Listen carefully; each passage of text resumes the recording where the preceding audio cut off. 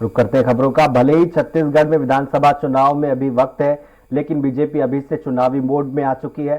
छत्तीसगढ़ दौरे पर आए केंद्रीय गृह मंत्री अमित शाह ने कोरबा से मिशन 2023 का चुनावी शंखनाद किया और जनता के सामने केंद्र की मोदी सरकार की उपलब्धियों को भुनाने का प्रयास किया।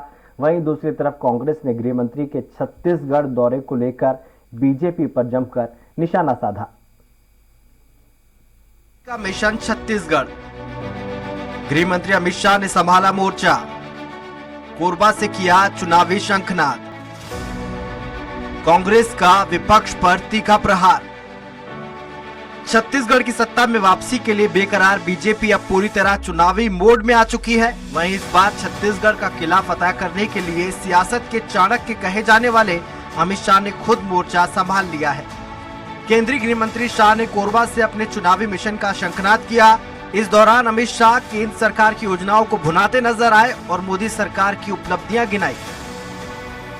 भूपेश भैया, बैठ तो गए हो, मगर अब फिर से चुनाव में जाना है 23 में।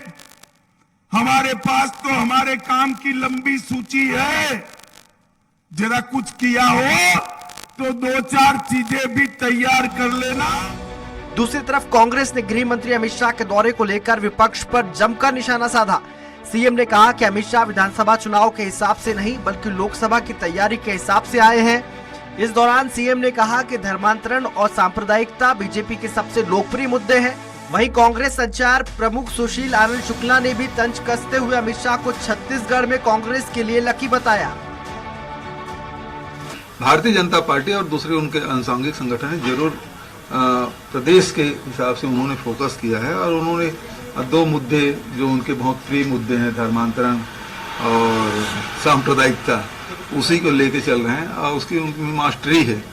लेकिन हमारी जो पार्टी है वो विभिन्न वर्ग के लोगों के जीवन स्तर कैसे ऊपर उठे, उसे कैसे अधिकार संपन्न बनाया जाए, इस पे हमारा फोकस रहता है और इन 4 सालों में हम लोगों ने वही किया।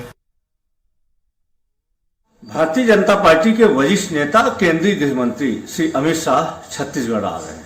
ऐसा बताया जा रहा है कि वे छत्तीसगढ़ में जो हारी हुई सीट है उस पर ध्यान केंद्रित करने के लिए आ रहे हैं और वहाँ पे वे भारतीय जनता पार्टी के नेताओं के साथ चर्चा करेंगे। इसका सीधा सीधा आशय यह है कि अमित शाह जी को छत्तीसगढ़ के भारतीय जनता पार्टी के नेताओं की योग्यता पे भरोसा नहीं है।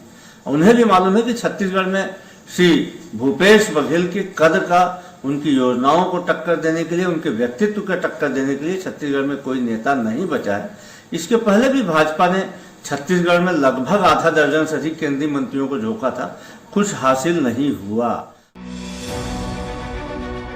कुल मिलाकर सूबे में मिशन 2023 का चुनावी बिगुल बज चुका है और आरोप प्रत्यारोप का दौर भी शुरू हो गया है।